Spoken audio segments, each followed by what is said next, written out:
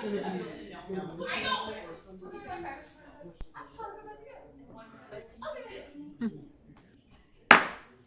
evening, everyone. I call to order the workshop of the Victoria City Council.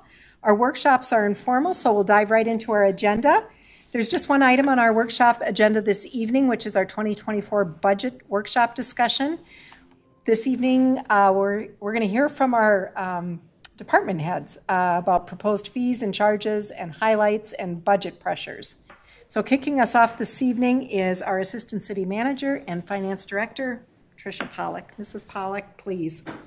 Thank you, Mayor. Good evening, Mayor, members of the council. As the Mayor said, we're going to start out with the department budget overviews. And first up is our Fire Chief, Andrew Hager. Chief Hager, welcome. All right. Good evening, Mayor and Council. Thank you. Tonight, again, I'll just provide a brief overview of the Community Safety Department, which was restructured or organized last year under the overall restructure of the city. Just a quick overview then. So there's basically three separate divisions within the Community Safety Department: the Fire and Emergency Services, the Building Inspections, and then the Future CSO program. I also note that Sheriff Cameron and Commander Woleen from the Sheriff's Office are here. If you have any technical questions about that program and where it's, some of that they can bring you up to speed on that as well. The Fire and Emergency Services, I think, is pretty obvious what that group does, but that consists of 2 full-time employees and currently 28 paid-on-call firefighters. They provide fire suppression, basic life support, EMS functions, rescue services, hazardous materials response, public education, inspections, code enforcement. So a variety of topics that fall under that umbrella. Our building inspections group is really tasked with code compliance and enforcement. So as we think a new building coming into the community, they are going from basically start to finish on that, where they're conducting plan reviews, inspections, consultations with property owners, general contractors specific to code enforcement to make sure that all those buildings are built to the highest standard and meet the life safety needs. And then the CSO program, once up and running, will respond to non-criminal services throughout the community that's typically handled by law enforcement. So it'll be a supplement to our traditional sworn law enforcement positions. And they'll also play an important role in code enforcement related to the city code. So that's a quick overview of the department. Budget pressures. So increased service demand is a pretty obvious one as the community continues to grow. As of today, our fire response is up 27% over last year. So when I first got on, it was like a 3-year annual increase. I think last year we were up 30% as a whole. We're on that same track this year. So there's not one thing that stands out in that. I'm happy to say fires are down, so that's a good thing. But just overall service demand continues to increase, and that I think can be mainly attributed to the growth. We bring more people in; it's just expected that that service is going to continue to expand. Permit revenue or impacts related to permits are also another demand on our budget. So again, we grow, we build the community out. We need the staff to go out there and conduct those inspections, those plan reviews, and take necessary action on code enforcement for those. So as big developments come in, that's going to continue to drive that budget pressure on that service demand. Equipment and supply costs, we are seeing some significant increases. We recently went through this. Recently, I say the last 2 years, but a good example is the fire truck that was purchased in 2021. Approximately $800,000 project. If we built that same truck today, it's $1 million plus. So we're seeing significant increases, well over the rate of inflation when it comes to equipment and supplies. Another example, the turnout gear, which is the jacket and pants that our firefighters wear, from 2021 to 2022 saw a 49% increase in supply costs. So. Also, we are looking at some software programs specific to administering building codes and records that are due for replacements in the upcoming years, and we know that'll be a significant expense as well. And then finally, the last budget pressure I've listed is our facilities. So we've invested significantly in our city facilities the last couple of years after the space needs analysis was produced and documented or adopted. We know the big project that's on the horizon that's coming is the construction of that future fire station. So that's going to be a significant strain on the budget. I'm sure Trish can elaborate on that a little further if we need to, but that's a big, big undertaking for the community. So moving on to cost savings and efficiencies.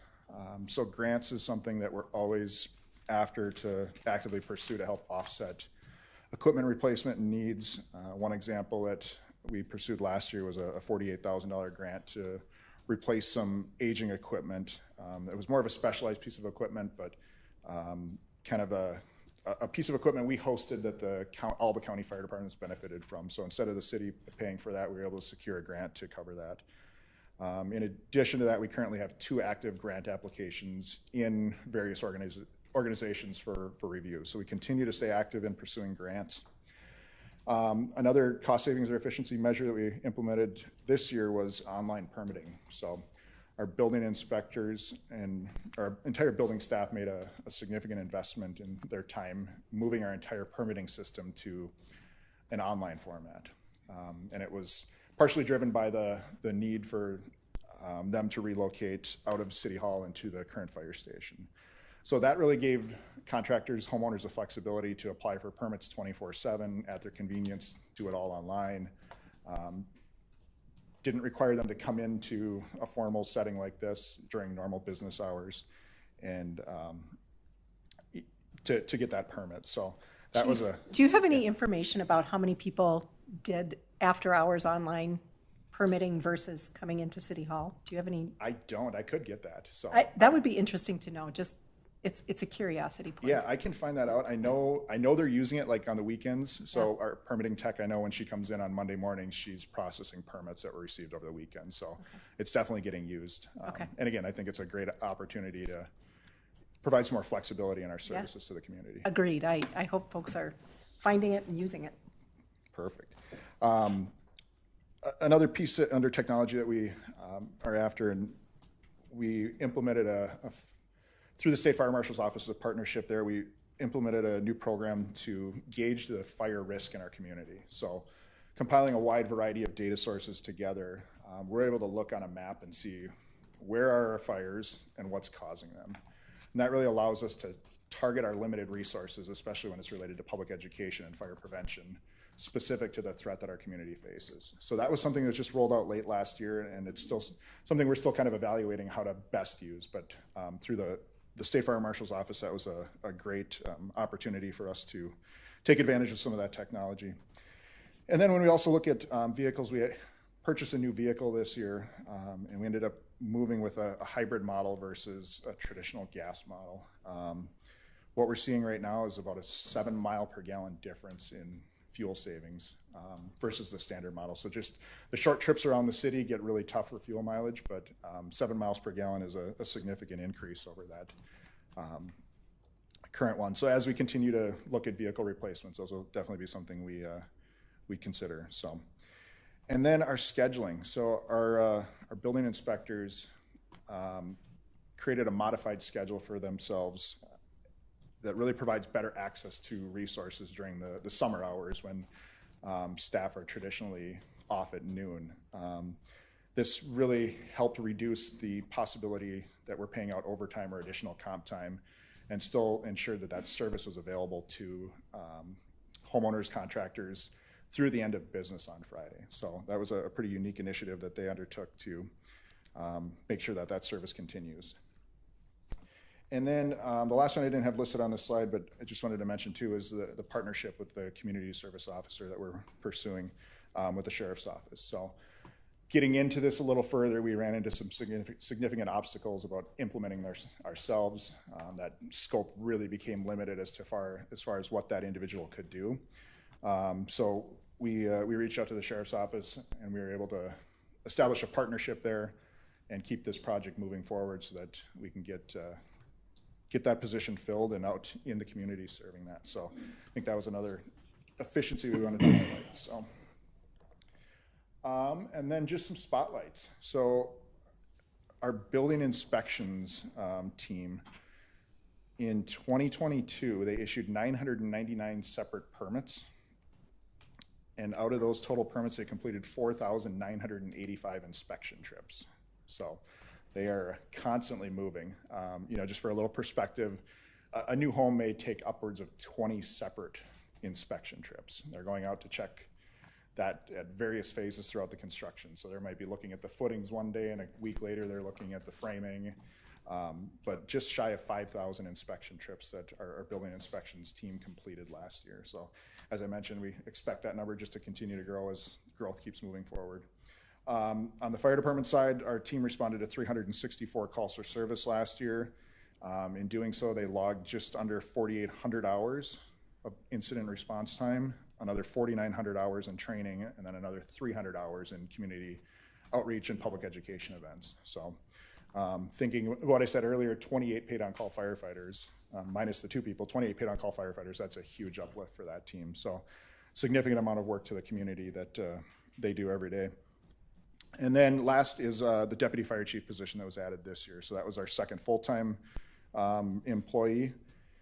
That really has elevated our training program, also our operational readiness, and really has allowed us to expand our inspections programs too, to get out in front of issues that may be out in buildings and prevent. Our goal is obviously to prevent a fire from ever happening. That's worst case scenario is we respond to a fire. If we can get out there and proactively prevent that, that having that second position has really helped that. So with that, I will stand for any questions.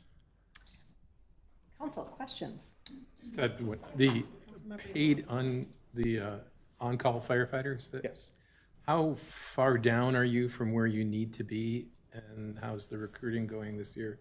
And do you think you're going to get to where you need to be, or you're still going to need to continue to? Yeah, great question. So today, like I said, we sit at 28 paid on call. I try to stay around that 30, so we're just a couple of folks shy. We know we've got a couple retirements coming up over the next year. Our hiring process, we've been doing some recruiting throughout the summer at various events. We have an informational session next week where we'll bring all people that we made contact with that are interested, really fill them in on all the details, what they're getting into, and then move forward with the hiring process from there. So it's really hard to say until they actually commit. We are running a list that's probably somewhere between 15 and 20 people that have expressed interest. So like I said, whether they all come through is hard to say. But if we kind of target 3 to 4 people if we can hire annually. So if we come away with that, we'll be sitting pretty good. Okay, thank you. Do you have a cap? No. Okay. Our cap would be the budget. So. Very good. Fair enough. All right. Other questions? Yeah, Councilmember Gunderson. How often do we have multiple calls on a day? You're at 364 calls for the year, right? And so we're almost to 1 a day on average. How many do we get multiple calls? And I know that, and if you don't have the answer, it's fine. It just I could pull that and provide that to you. I don't, off the top of my head, I don't have that. And are those? It's becoming more and more prevalent. I can think of 2 instances in the last week. I think actually Saturday night we had 3 almost simultaneously. So. And how does it? I mean, the question is, well, what does that do to the 28 that you have working? And is it too short, depending on the call, for 7 guys, depending on what it is on average, or 8? Yeah, I mean, this past Saturday, it's a tough model to sustain with, just kind of that unpredictability. You don't necessarily know who's always showing up. So that's why this duty crew model is becoming more and more prevalent. I think Saturday night of this week, we were running like 12 to 13 people. So having 3 separate calls going at once, and again, pretty low-level calls, I'll say, in the grand scheme of things. It's easily managed by 1 truck, 1 group of people. It was not an issue at all over the weekend. So, but I can get you the overlapping. Yeah. And with the duty crew, if you say Friday to Sunday, would a duty crew on that, having that Friday to Sunday, help things and create more of a stability on days where you have multiple calls? Yeah, it brings more predictability to the schedule as far as who's there and who's responding. So. And we'd still have access to paid on call. Then if we did. Yeah, so if the incident is bigger than what a duty crew can Right. handle, then they'll bring in additional resources. So. Any other questions? Sorry. Oh, I'm good. Thank you. Any questions for? Yeah, Sheriff Sheriff Commander Willeen, thank you so much for your good hard work on helping us get this CSO program up and running. Do you want to provide any commentary to us? I know a lot of that was done at the staff level, so we didn't get involved, get our hands very dirty on that. But Commander Willeen, if you want to step up and talk a little bit about that, that would be great. Yeah, this is an opportunity for us, to continue to look at ways where we can evolve our partnership. And so the city approached with that identified need. And so we took a few things from what our current county community service officer has in regards to their job description and looked at kind of overlapping with what the city was trying to achieve with this position, and kind of came together for what we have more, as identified as more of a community safety officer than what we have with our traditionally titled community service officers. That then went forth to our employee relations, who sent that off for basically job classification through Fox Lawson and the decision band matrix as far as where that authority comes in. And so we've gotten to that point where that is now returned, and we're moving forward with board action as it relates to FTE increases as part of the policing contract, and working on drafting that addendum or amendment language to the policing contract, fine-tuning some details there as it relates to that. But it's been an opportunity for us to continue to work together effectively and efficiently when we look at things, as the fire chief was speaking about, being down firefighters as well. Law enforcement continues to be a challenge, and different ways where we can continue to evolve that partnership and meet city needs. Yeah. So. I can't tell you how much we appreciate you coming to the table and working alongside us and helping us figure this out and navigate this. It's kind of like building a plane as you're flying it, but we're doing great work here, and we appreciate it. We appreciate the opportunity to kind of come together and think outside the box, Yeah. too, and how we do it overall, Yeah. and move forward with public safety as a whole. Yeah, well, this is a partnership we value, so thank you again very Thank you, Mayor. much. Thank you, Council. Questions? Anyone? All right, very good. All right, back to you, Trish. Next up, Alyssa Nelson is here to present for Administrative Services. Miss Nelson, Swanson, Nelson, Yeah. Alyssa. Whatever you throw at me, I know, I'll answer. I know, you answer to all those things. Please, carry on. Well, thank you, Mayor. Thank you, Council, for having me here. Obviously, yes, I am here to present on administrative services, and I know that's not the most well-defined term, and it definitely varies on what organization or what city you're in, on really what admin or admin services really entails. But for the city of Victoria, what we're looking at, if this works, yes, is our city clerk office, elections office, our facilities office, as well as our IT manager. So within all of those, the core value that we bring to the table is service delivery and ensuring that everyone that's going to be speaking, whether after me or before me, has the tools that they need to really do the amazing work that they're doing. Whether it's public safety or our public works engineering, any of those, they're really vital pieces to what government does. And in the administrative side, we're not so forward facing, but we're behind the scenes making sure that everything is running smoothly and they have the resources that they need to do the jobs that they need to do. So part of that involves ensuring equipment and technology is working properly. Hence the reason we have an IT manager and a facilities tech on staff, continuously making sure that the buildings that we work within are operating effectively. And then on the IT side, making sure that if something goes wrong, that we're able to respond quickly without having any downtime. And that's not just our computers or our cell phones that we utilize. We have a ton of software that we're continuously utilizing. As Chief Hager mentioned, there's software on the fire department side, but even our public works side, our water meters, there's a digital component to it. Some of our street signs, there's a digital component to it, and we're always engaged in those conversations and making sure that they're working effectively, and the communication between our critical infrastructure is communicating properly. So that's something that we're working on. We're also conducting proactive maintenance on our staff facilities. One of the things that when we hired a facilities tech and brought him into the administrative services department is to ensure that our buildings are being maintained and we can ensure a long life expectancy for each of our buildings and all of the equipment within them. So they're continuously looking and making sure that everything is being up to code, doing those regular monthly, quarterly inspections on all of our equipment, and doing that proactive maintenance as needed on our staffed facilities. On the economic lens, when we replace tools, when we're replacing equipment, we're looking for grant opportunities, we're utilizing government discounts, there's a lot of straight contract bids, as well as volume procurement for government agencies, so we're continuously looking at that lens when we're buying new equipment or working with our teammates when they're looking for software as well. And then more on the city clerk side, but all of our departments, we're ensuring that we're following the guidelines and policies, council, that you have set before us. We're looking at our ordinances as well as state statutes as well, and our operating procedures to make sure that whatever you all decide up on the dais, that we're following through with that appropriately. When you give the yay or nay, Claudia, I know she's here for taking minutes, but she's also making sure on the back end that everything is going step by step to make sure that whether it's an ordinance or a document or a contract, that it's being signed and then sent to the right proper parties. When we talk about budget pressures over the last year and coming into 2024, we have seen a significant increase to data requests. Data requests are really fundamental to government transparency and accountability. However, they take a significant amount of staff time to respond to. So due to possibly the 2020 election results and just the national government trickling down into the local level, we're seeing a lot more data requests coming in. This is definitely a right for any resident. Any data that is technically considered public by state statute, and there's a long list of that if anyone's ever interested.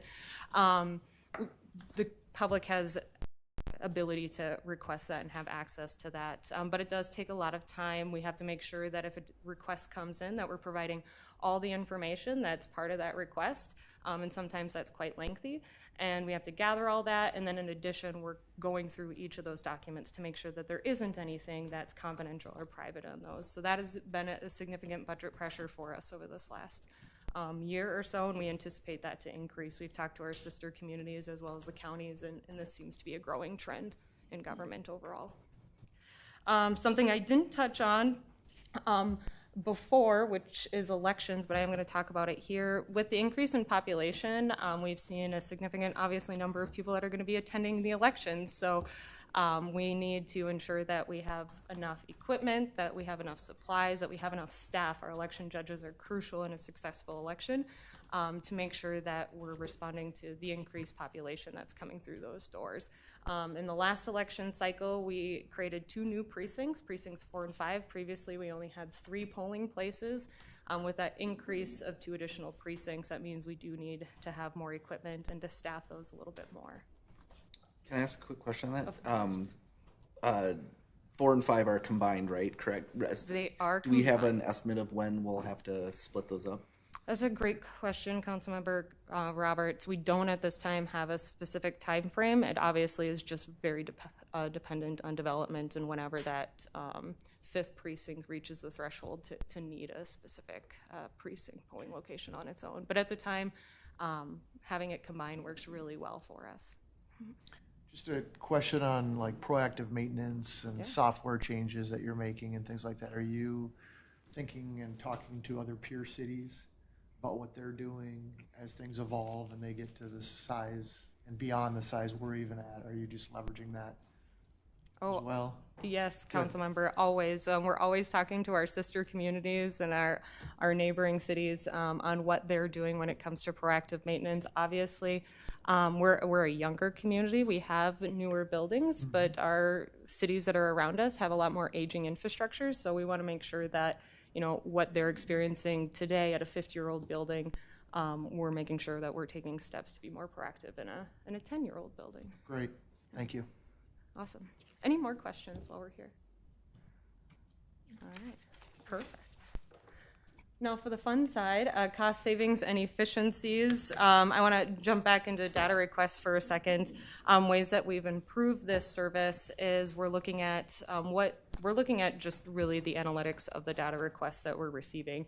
What data is continuously being asked for from us, and are there ways that we can push that out on the public website and other avenues, just to make it a little bit more transparent for people instead of having to go through the proper data request process, fill out the form, work with Claudia, and then work with our staff to make sure we're requesting to that. If we can get that out the information out there from the get-go, we can really avoid all that work done on the back end. So a great example of this is we worked with some of our frequent data requestees related to building permits. We got continuous reports being requested from us for our building department side of things, specifically related to permits, a lot of real estate agents, a lot of GIS software companies.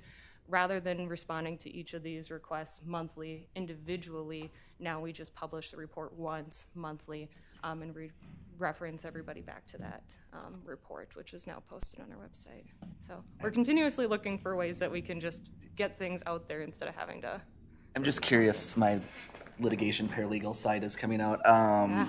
So how do you, I'm just curious, like, do we, like, if you have to make redactions to personal information, right? Are you guys doing that by hand? Do we use like Adobe Professional? Do we have, or, and I guess how else do we, like, do we, when we produce stuff to them, are we basically giving natives, or like, how are we doing this process? I'm just curious from a efficiency and knowing that we're on a budget, obviously, too. So I'm just curious. I love that question. It's not too often where you get in the weeds, but we do use Adobe Premiere, which does have the option to black out text. Yeah. So, and for those in the room that might not be aware, you just literally highlight over it, kind of like you're highlighting over on your computer, except for when you do that, it completely removes any sort of trace of the document, and you're not able to go back in the document and hopefully search through the data. It's completely wiped out from that point.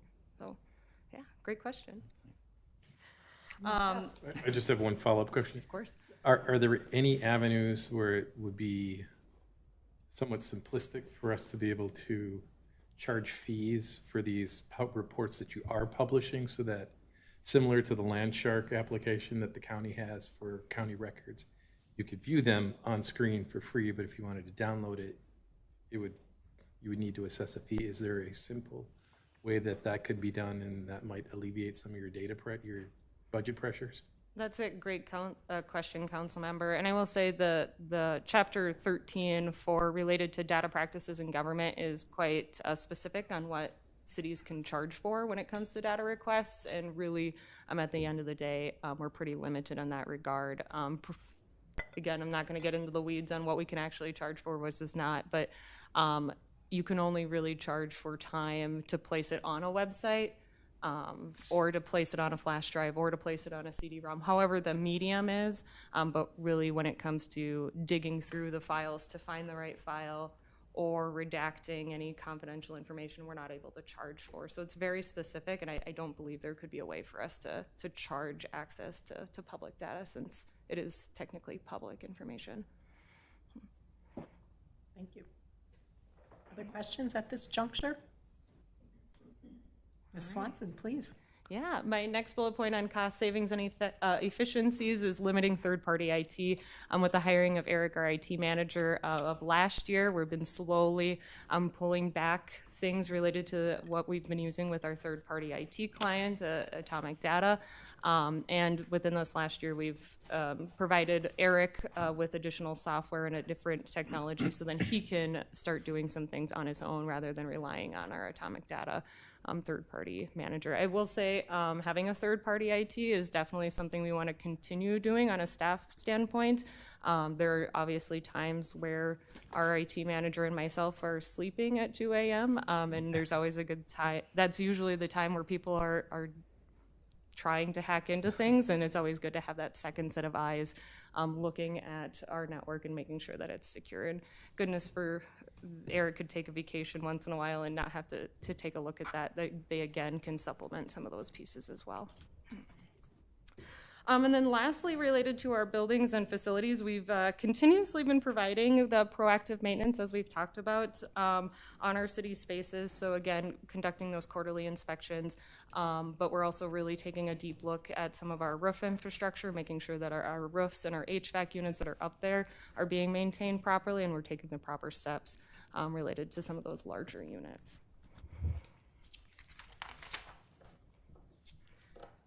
And department spotlights. So we've this year increased our facility security. This has been huge for us in council. This is with your direction and your approval, we've been able to utilize some of our ARPA dollars to provide additional key cards and cameras at some of our critical infrastructure stations, so our well, water towers, booster stations.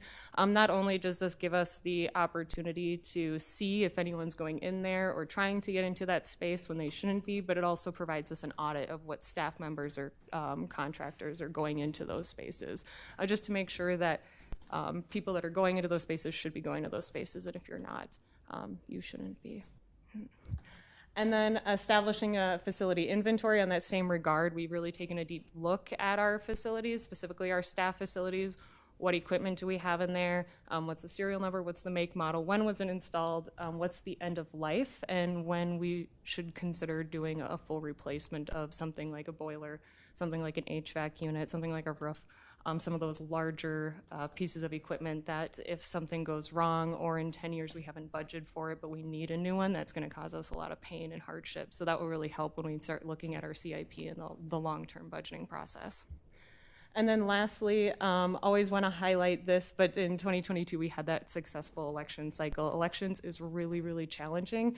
We do partner with the county. They're technically the administrators of the election, but we do a lot of the grunt work.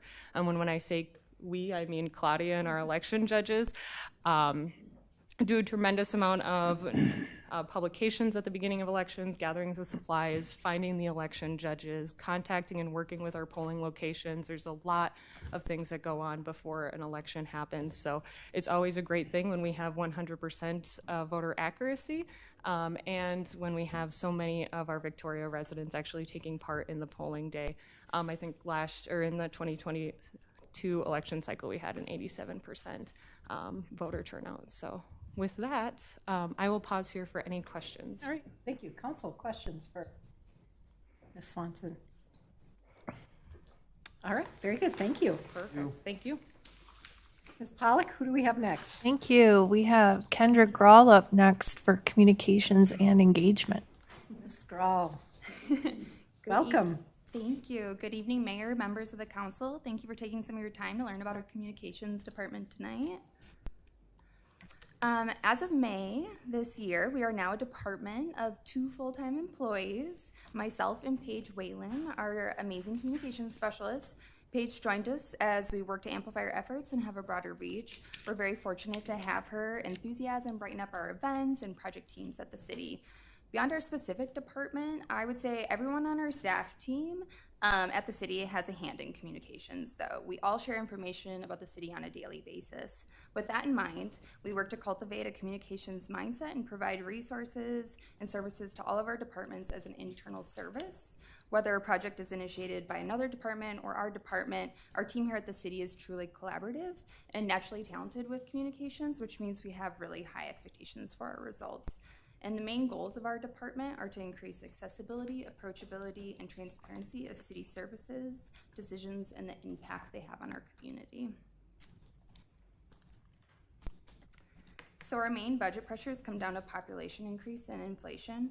As our population continues to increase, we'll also need to increase our communications efforts, including channels, services, and materials provided. And our biggest budget pressure related to that is staff time.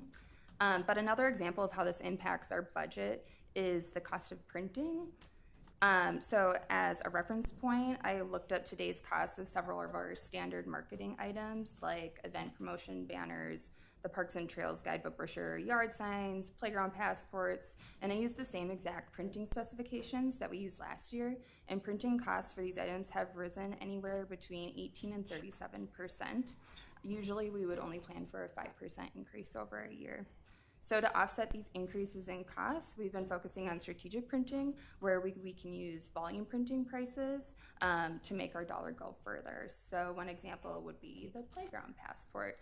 So say we were to purchase 500 of the passports for the year to get volume prices, we would double that to get 1,000 to use over the next 2 years. And we would only see a 20% increase in our price today, so we would have that 80% cost savings for next year. So instead we can use that price or cost to, savings to offset our costs for next year. So instead we can kind of stagger those pieces of materials that we know won't change a lot. like our parks and trail guides as well. I'm assuming we do all of the printing is outside vendors that we're asking. Is there any ability or I guess desire to, like, it might cost more upfront to buy certain printers or whatever on the front end, here, and then, but you're cutting out the the upcharge that we're getting from, has there been any thought of that?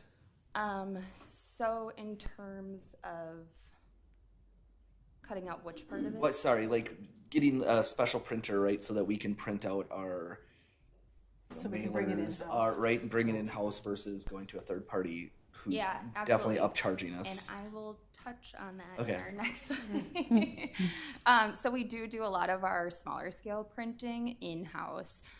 So things like our transportation guide that we used as a legislative handout. If we went to a printer, that would have been an exorbitant cost just because the unit per I guess the price per unit would have been so high because we're not printing those out in the thousands. So we do print in-house, and we actually just are releasing a new printer as of today or last Monday. So we have really great printing capabilities in-house too. We also just got a Cricut, so we're doing a lot of more of the I guess vinyl type materials, things like that actually cost a lot of money for decals, things like that. We can do that in-house now at a much smaller cost. Nice. Any other questions related to printing? Thank you for that question, Councilmember Roberts. So other cost savings. So to save costs and create efficiencies in our department, we focus on prioritization, our in-house expertise, and partnering with our community. So our services can be used for a lot of different initiatives, and we get it pulled in a lot of different ways. So we really need to focus on our priority areas and moving the areas forward listed in the council's 3-year strategic plan. And so I just touched on some of those cost savings related to printing as well. We do a lot of our stuff, all of our design work is in-house, things like that, and we're also taking printing in-house in ways that we can as well. Let's see. Also trying to provide a lot of those digital resources on our website where we don't need to print as much too, so just trying to reduce printing in general. What can we have online? But knowing that we also have to have those tangible printed pieces as well, especially for like our passive programming like we want to have at our parks. Things like that. And then last but certainly not least, we have a lot of really amazing partners that care about our community here in Victoria. We're able to partner with them to amplify our efforts, and especially in regards to our events.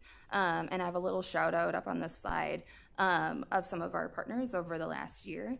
Their support comes in the form of everything from monetary support, like the Parks and Recreation Summer sponsors, to hosting free fun activities at our events like the Light Up Victoria event, or offering expert time for educational programs, which in the end keeps our cost way down, and we're able to have really big events at a really small cost.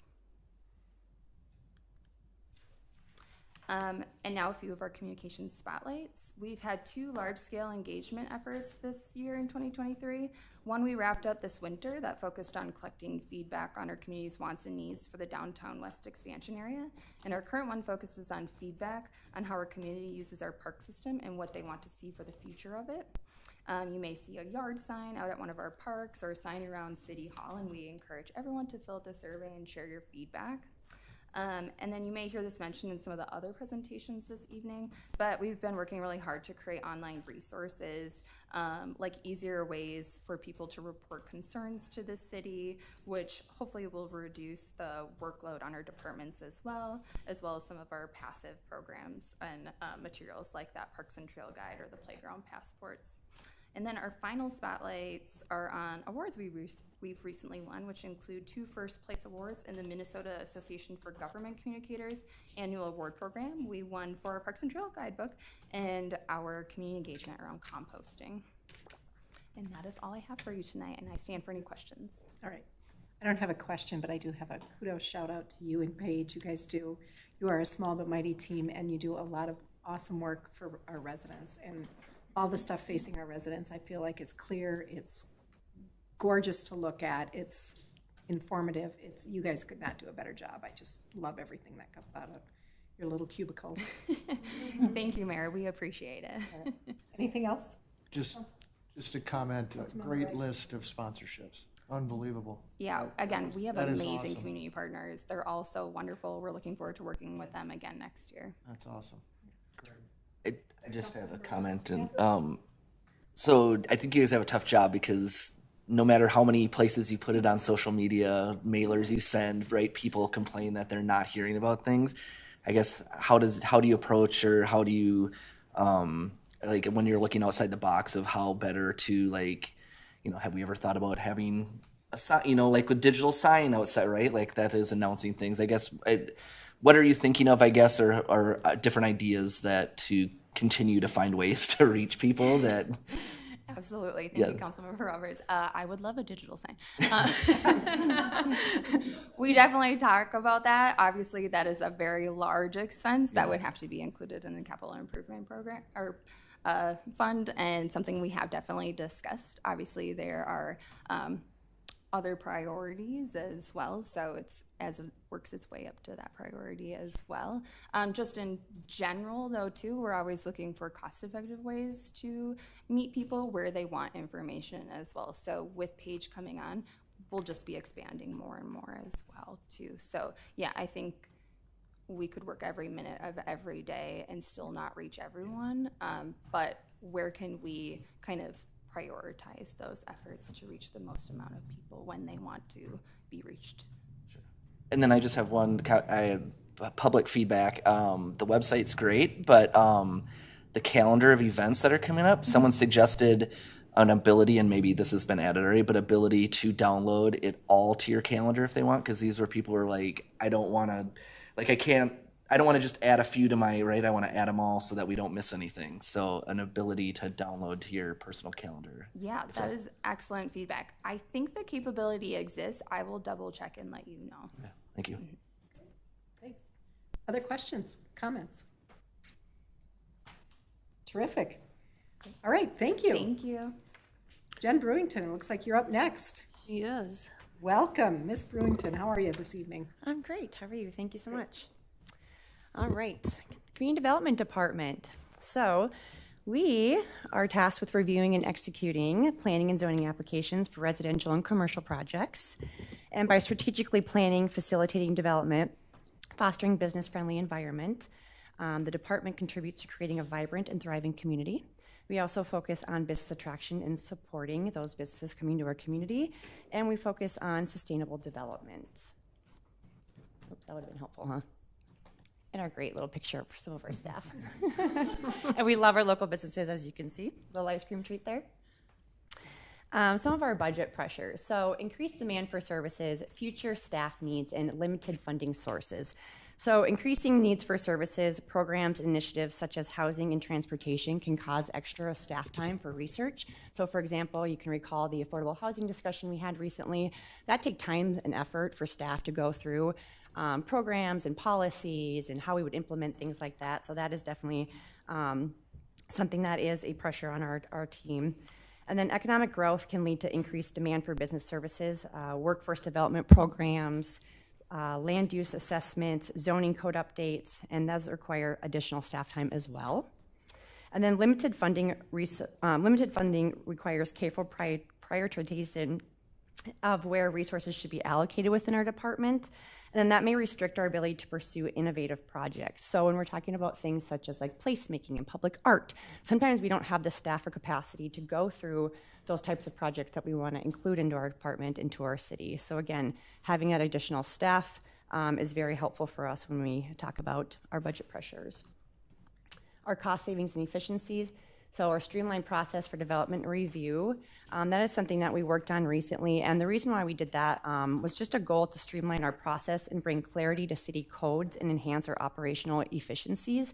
So there were some things we found out that we could do internally with some of our applications that just made the process go quicker when we're working with developers and residents.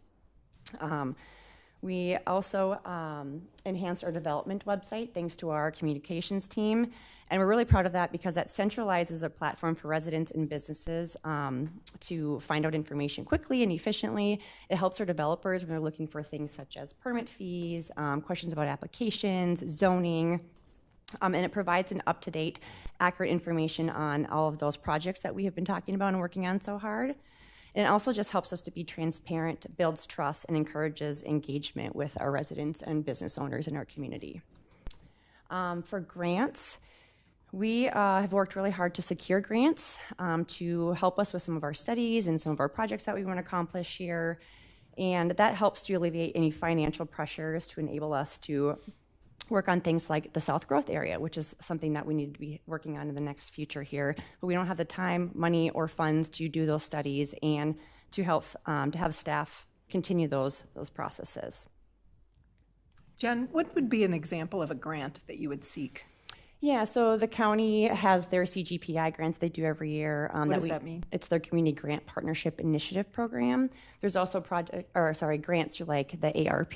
There's grants through the state that we can access, but some of those take hours and days and weeks, and we just don't have the staff to do it at the moment. Something we're looking forward in the future, and one thing that we were working with our communications team on is trying to figure out what those look like a year in advance so we can prepare for those and know what we've got coming down the pipeline. So if you can recall that CGPI grant that we received from the county, that helped us do our Downtown West study to figure out kind of more of that visioning, the community engagement piece of it. So that was really helpful and beneficial to us as we moved forward with that piece. Good, thank you. Any other questions on this slide? And then some of our department spotlights. Right now, we are looking at 127 single-family home permits. And just to recap, in 2022, we had 135 total. So you can see that we are booming. We are still building homes. We still have people coming to Victoria, and they love us. Our developers have not stopped calling. I don't predict that to stop anytime soon. Again, I'm going to mention the South Growth piece in Downtown West. We've got a lot of opportunities with both of those areas in our community that we're going to see growth continue on. And then a process improvement ordinance. So we went through this, I would say, probably early summer last year, just to kind of discuss some clarity in our zoning and some of our applications. For example, like our variances and design review team items, we can do that internally. We don't need to take another meeting with Planning Commission or City Council to do some of that stuff internally. So it just saves time and it makes projects move forward quicker. And then one thing I wanted to mention too is that we're fully staffed. That may not sound like a big deal, but that really is to us, mostly because it saves on our consultant fees, it manages projects internally, and then it's just consistent with that institutional knowledge that we have here with our staff. When a developer calls or a resident calls, sometimes it takes us 2-3 days to get back to somebody, or we have to research the question, find out that answer, check back with the consultant, and it just takes time. And we really want to pride ourselves in making sure we get back to people within a reasonable time when someone calls or asks for questions. Jen, I want to ask you a question about the developer calls and people who call you. I call them tire kickers. I'm sure that's not the right term. But how much of your time or staff time is spent kind of responding to some of those folks who are interested in developing or doing a project here in Victoria? I would say on average, I get about 4 calls a week. It's a lot of, is this land available? Is it zoned for XYZ? Does the community want this? I would say that most of them are serious just based on the growth we're seeing. And now with the whole commercial and retail components expanding, we're getting a lot more of those calls. Okay. And I keep track of all the developers that call. I have a spreadsheet of about 45 right now on residential, and I have about 30 on the commercial piece. Terrific, thank you. I know those calls can be time consuming, but I think there is great interest in Victoria continuing, and we certainly have talked extensively about adding to our commercial component as well. So, we want to encourage those calls, but we want to make sure that you have all the information you need to respond to them in an appropriate manner. So, yes, thank you for that. Any other questions? Any questions for Jen? Great, thank you. Engineering, it looks like Ms. Guerin, you're up next. Welcome. Good evening, Mayor, members of the City Council. Department overview, so no big changes there. We've been fairly consistent in our approach to engineering services for the city for quite a number of years now. We did lose one of my team members, Mark Scholey, who'd been working in the city of Victoria for about 8 years. He decided he wanted to go be a regional engineer for a pipe manufacturing company, so a little less intense. Gets to take Friday afternoon off and start a little late on Monday. So focus is just kind of regrouping will be this winter to take a look at our staffing situation in Victoria. Jeremy has worked for the city for quite some time. He's close to becoming a licensed engineer, so we're looking at what opportunities he would like to grow into in the community and then probably backfilling him with some of our other younger staff. We continue to use the professional services pool model. We are in the process of taking a look at the work we have for the next 5 years and aligning those outside resources for the work that you have headed your way to make sure that people are prepared to help the city where needed. And then, of course, we very much serve in a support role to the people who have presented before and after us. So we work very closely with the Community Development Department and the Public Works Department on everything they need us to help with. Carol, what's the, on that last slide, what's the significance of the bolded? Those are firms that are currently doing work for the city this year. Okay, thank you. So, budget pressures, probably the most important slide I would argue that you'll see the whole entire night of this budget workshop. This is significant. So, you know, I've worked for the city for over 20 years, and in that 20-year period, we never had to fund transportation improvements because we just didn't get any money from the county or the state. So, zero highway improvements for 20-some years that you didn't have to account for in your budget. And now you have to in the next 5 years. With the money that's headed our way for the Arboretum Area Transportation Plan improvements, the city does have a local cost share that we need to be prepared to fund. So we've talked about that previously in one-on-one meetings when new council members came on board and through workshops, but these projects are becoming a reality. Over the next 2 years, you will be bombarded with information about open houses and opportunities, but at the end of the day, the city council will need to approve funding for these projects and provide municipal consent, so we have to agree to them. So we're looking at about 7 to 10 million in city share of these upcoming projects. I've been working with Trish over the last couple of years on how to get those worked into the budget and how to finance them because the city doesn't have $10 million just sitting in the bank to fund transportation improvements. While we're doing that, though, we cannot lose sight of our aging pavements. So the 20 years that we weren't working on transportation improvements, the city was improving your local city streets. So all of the roads were reconstructed or were built new, a vast majority of them over the last 20 years. As they start to age, we do need to complete mill and overlay improvements to those roads, and that costs more than just a regular seal coat. So there's another 10 million in mill and overlays that's worked into the long-term financial plan and the capital improvement plan that is going to start to hit at the same time as these transportation projects. So lots of pressure on the budget, and Trish and I meet very regularly to update the numbers as we get new pieces of information from our partners. And then just like everybody else said, costs are increasing. We're seeing the same things. We'll see what happens next year. You know, the downside of all this infrastructure funding is it is putting more pressure on the workforce and on everybody from engineering all the way through the contractors doing the work. So we are anticipating continued cost increases along the way, like everybody else.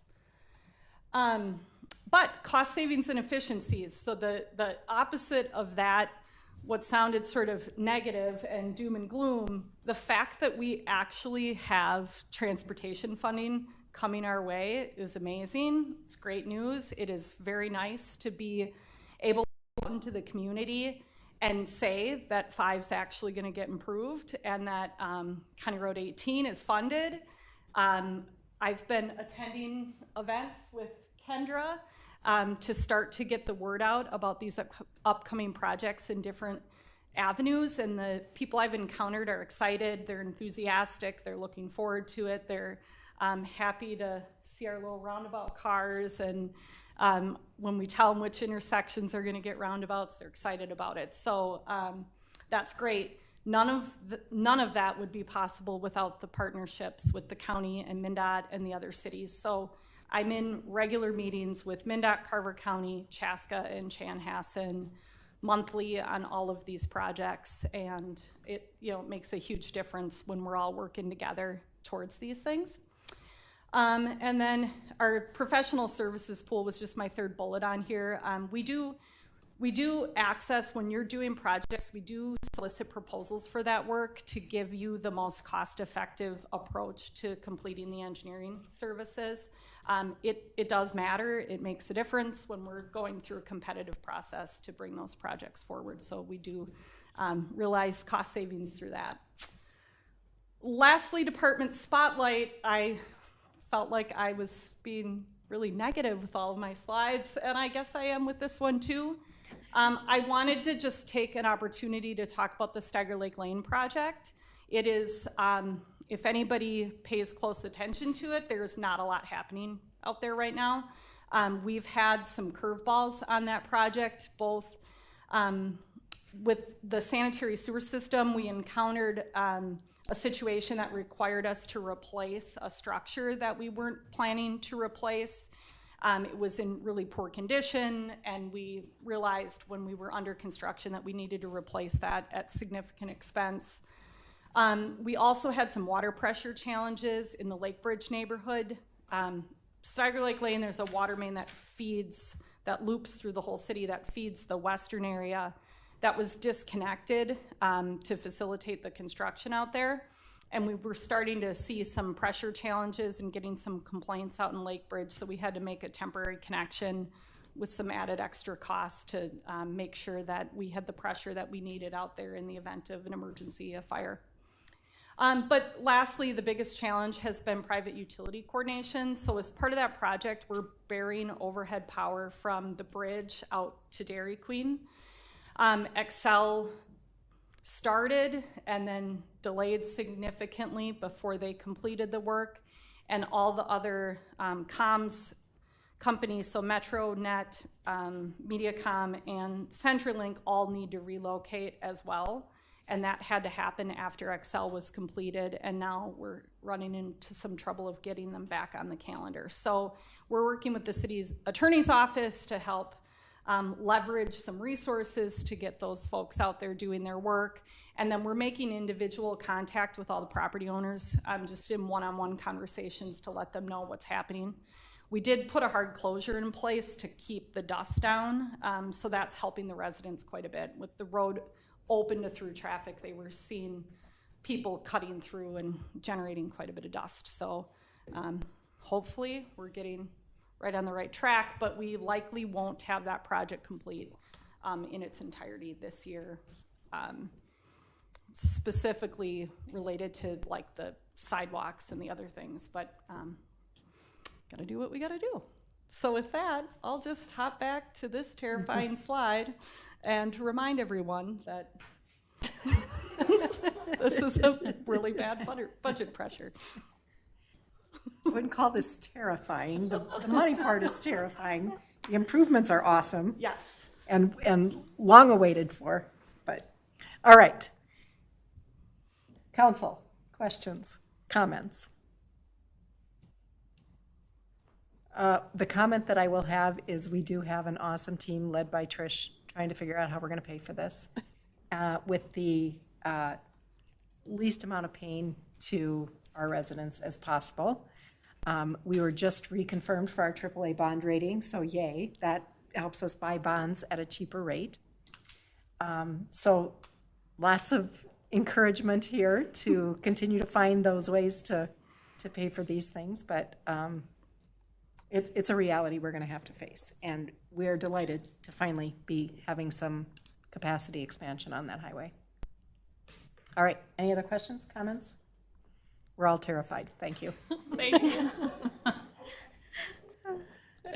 Trish, this looks like you. Yes, thank you. I am presenting for finance.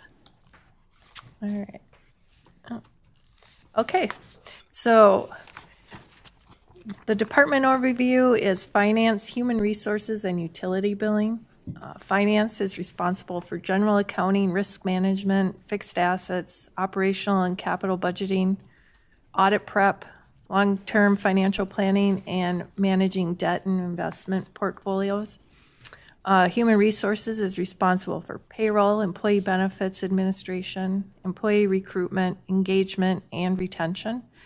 And our utility billing is responsible for the monthly utility billing cycle, our customer service, water conservation efforts, and utility work orders.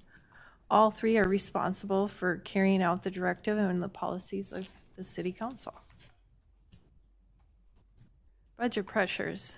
Technology. So for 2024, we're looking at options of either changing or upgrading our current ERP system to a cloud version that can enhance and offer more efficient processes for both the financial management and the building and community development areas. Trish, what's ERP?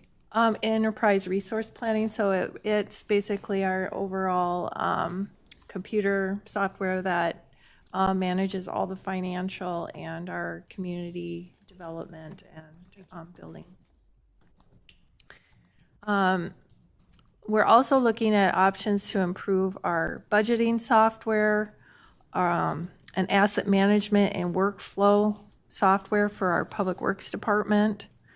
And we're also looking at changing our credit card payment processing provider to find a more user-friendly and reliable service. So I've been doing a lot of research and learning and trying to come up with good solutions for all of those areas. Future staffing needs. So we were able to move the finance manager position that we were going to hire this year in 2023. We were able to increase the duties of our finance specialists. So after we got started in our utility billing processes, after we went to monthly, we reassessed some of our needs and found that they had some time to do some more added duties, so we kind of integrated that in. So now we're kind of pushing that manager position out to 2025. We'll revisit and reassess the need for it. Unfortunately, our HR manager is leaving at the end of this week for a position in private sector. So we'll be recruiting for a position in the HR finance department very soon. Another budget pressure is state mandates. So Para will be changing their threshold from a $5,100 per year threshold to $425 per month. So that does increase the number of participants in our part-time employees that will be receiving that benefit. And then that's going to be in this year still. That change will come into effect. And then in 2024, the state has an earned and sick and safe time mandate that will require us to provide safe and sick time, paid time off for employees up to 48 hours annually. So it'll include part-time employees, which we weren't offering time off, paid time off prior. So this will put additional stress on our part-time staff coverage, especially at the recreation center where we have to have staffing there. Trish, is that benefit on top of their current PTO benefits? So the PTO benefits that we have right now, we'll have to separate and show. So say someone gets 80 hours a year, we would have to separate out 48 hours of those for the ESST time. So we're not planning to add on top of what they're already earning for full-time employees, but we will have to show that a portion of that is for this ESST and document it as ESST. Thank you. Yep. And then there are some new laws expected to go into effect in 2026, which will provide paid time off to employees for long-term absences due to illness and or taking care of family members with an illness. So we'll be assessing the impacts of that as well as we go into the next year to decide how that will affect our budget. Cost savings and efficiencies. So the city's been migrating from issuing checks to ACH payments to vendors over the past year. This has been saving staff time by not having to run as many checks. It eliminates the positive pay process at the bank and also postage, mailing payments. We've also been able to get on the utility side, 76% of our utility payments on a form of electronic payment, which is huge. It's either like credit card payments, bill pay, Intercept, or ACH. So this saves a ton of time in processing checks, reconciling them, taking them to the bank. So that's been going really well. We've been on monthly utility billing now for a year, and we've been really happy with the results. We've been able to do monthly maintenance on broken water meters. We've been able to notify residents of continuous usage every month in a more timely manner, and that saves not only the resident money, but it's an important step in our water conservation efforts. The meter replacement project has been completed, and that also ties into the water conservation efforts. So we've replaced all of the old census meters to the new Neptune meters with ARPA dollars. And this has streamlined our water meter reading process from 2 systems to 1 and has saved public works time along with utility billing staff time by being able to process utility bills more efficiently and in a timely manner. We went from having to estimate up to and replace up to 25 meters a month to no estimates and no replacements. So it's just been awesome. And not only saves our city staff time, but gets us a more accurate reading on the residents' usages. And then the department spotlight. So the awards, the city received the GFOA Distinguished Budget Award this year for the 3rd year in a row, and also received the GFOA's Certificate of Achievement for Excellence in Financial Reporting to the city for the 15th year in a row. So we're pretty proud of both of those awards. Staff, we have a great team in our HR finance department. Our utility billing and customer service technician shared position was promoted to finance specialist this past spring, as I mentioned earlier. With not hiring that manager, we were able to give them more responsibilities, and along with that came that promotion.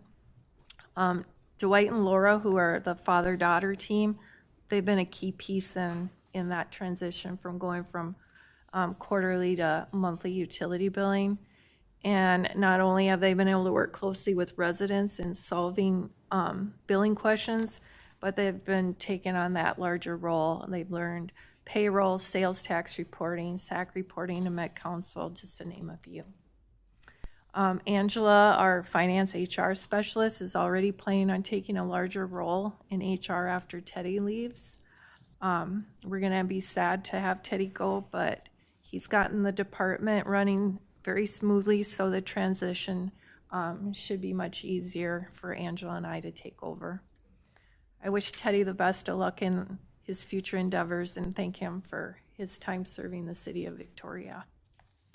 And lastly, our credit rating, as the mayor mentioned, a little bit ago, we were notified this past Thursday that the city's sound financial policies and practices and community resiliency has resulted in the 2023 reaffirmation of its AAA rating from Standard & Poor's, which is the highest bond rating given to any government The city is selling bonds on September 11th and will be able to receive the best possible interest rates with that. Thank you, Council, for your continued support to allow us to maintain this highest rating possible. I stand for any questions. Council, questions?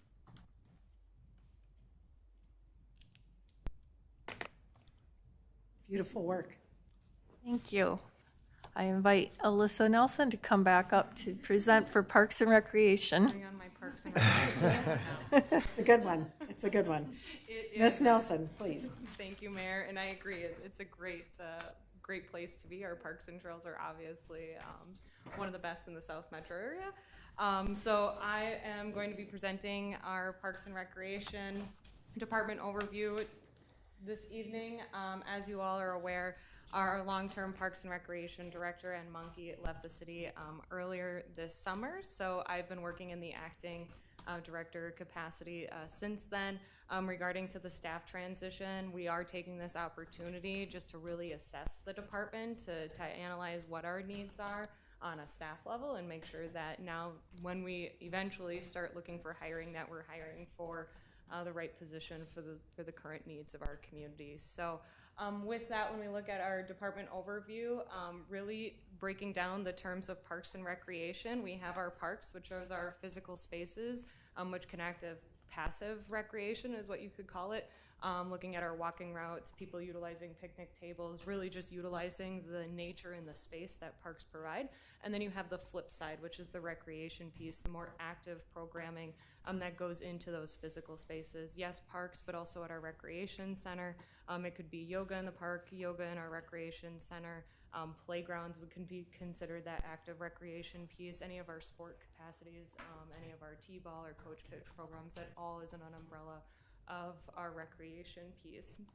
And then in addition to that, to tie it all together, we have our Victoria Recreation Center, which is held at D-Town Park, and it really functions as its own entity, but overall it is part of the Parks and Recreation Department.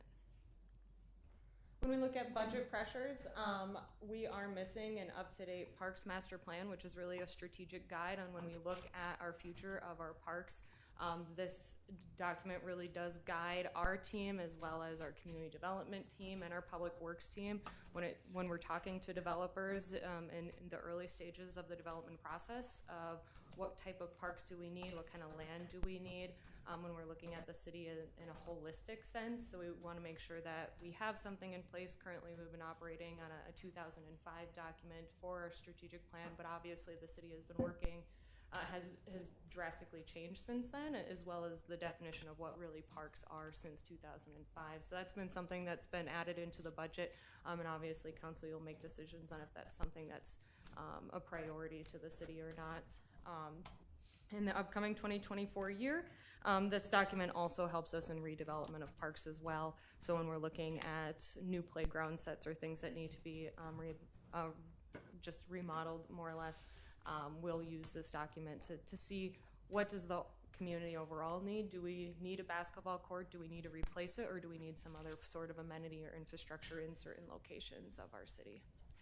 On the recreation, and then as everyone else has mentioned, we have an increase of materials supplies related to our programming and just our contractors as well. This is obviously hitting hard, just the overall increase of costs. So when we're looking at some of our citywide events, truck rodeo, splash pad, concerts in the park series, we're seeing the cost of that increase. So those sponsorship partnerships that we have going on are definitely of the utmost need, and we're continuing to see if we can retain more sponsorships in the near future. And then in addition on some of those one-off programs that we pay or we make for, so that's because our soccer shots program, our tennis programs, our art programs, obviously the end user will see an impact to their fees as well. And then we've experienced challenges in hiring for seasonal and part-time positions with the current job market and the competitiveness in just our market area. It's been a lot harder to hire for those positions, but I will say just in the last year or so, we have a wonderful team. We have a very enthusiastic and energetic playground staff.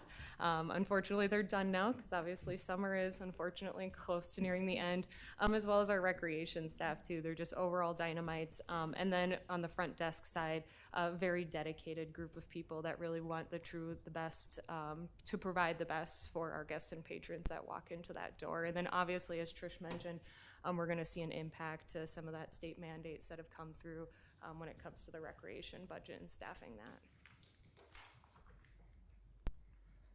And then on the flip side, looking at cost savings and efficiencies, still kind of on that same regard of staffing, specifically on that front desk position, we've taken an opportunity within this transition to start looking at ways that we can make that front desk staff position more efficient. So one of the things that we've done recently over the last month or so is we've promoted Brenda at the front desk from a customer service front desk position to a guest service lead. So she's really taking that opportunity to start really training our front desk staff, providing them with more resources that they need to do their job well and hopefully stay long term. And then in addition to that, we've realigned the schedule to what our staff are more or less looking for, providing more opportunities for longer shifts. Rather than the 3-hour shifts that we had period. Now we're transitioning to a 6-hour shift, because once you're here, you might as well stay for a little bit longer. And then we've also created an overlap of our shifts. So instead of coming in exactly at 5, you might come in at 5:45 or 4:45, my apologies. And that has given us the opportunity to have dual coverage for that short period. It does seem short, but it's really a great opportunity. One, to promote teamwork within your colleagues, because most of the time people don't get to see each other at that front desk staff position.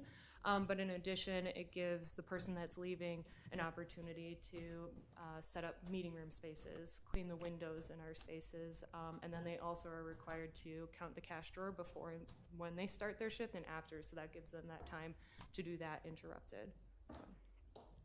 And then we've also been establishing a comprehensive parks inventory. I won't say this is the first. We've had many over the countless years of Victoria, but we've definitely needed a refresh to our parks inventory and really take that holistic view of what we have. So we're counting every single amenity that's in a park, from an entire softball field down to a single garbage can. And what this has allowed us to do moving forward is to better budget what our needs are. When it comes to park maintenance, as well as our trail maintenance. And then in addition, again, looking at that master plan and how we move forward in the city in parks and recreation, giving us that ability to say, we have X number of basketball courts, do we need another basketball court in this area of the city, or what really is the amenity that best fits us? And then in that same regards, it also has helped us to market our parks. So something that we're working for, and I know Kendra's already mentioned this, as well as many of my peers up here, but promoting our parks and our trails on our website, and this has definitely helped us. So when people are looking to visit our parks with their kids or just visit it in general, they want to know what amenities that are there. Are there bathrooms, are there water fountains, are there trash bins, is there a bike fix-it station? So we're utilizing this parks inventory, digitizing it, and making it public, so people, when they come to visit Victoria, they know how many picnic tables and what are there. So. And then lastly, in that same kind of sense, we've also been just updating our forms. One of our biggest pushes this last year is making sure that people are aware of our wonderful park shelters and other rentable facilities. So digitizing those forms, and then again, just providing those amenities and resources on the website, so people know exactly what they're getting into if they're planning a wedding or a graduation party, what they can expect to receive before they fill out the form. And then one thing I did not have on here is obviously grants. That's been a big talking point this evening, but we've been continuously looking at ways that we can replace some of our playground equipment utilizing grant funds rather than our own funds, as well as we're working with the DNR. There was a ton of money that was pushed out during the legislative cycle this time around, so we're trying to target some of those funds and bring them back to Victoria as much as we can. And then department spotlights. We are replacing the Victoria Recreation Center roof. It does not sound exciting, but it very much is. Over the last couple of winter cycles with the hot and cold during winter and the melting of snow and then piling on snow, it devastated that roof, and we were continuously getting leaks. Luckily, we didn't have much interior damage, but the exterior really did suffer, and we were continuously having leaks inside the building. We made a running joke that we were budgeting for buckets just for how many leaks that were coming in. But that aside, we have a wonderful partnership with the school district who we were able to start the bidding process a year early and get the roof starting to work sooner than later. So that project is still underway, and we hope to have that done this fall yet. And then the second one is we just always want to celebrate our wonderful events and programs that we got going on in the Parks and Recreation Department. Obviously, we're at the cap of summer, but it's been a wonderful time celebrating in the parks with our concert series, our truck rodeo, as well as our other amenities that we have going on.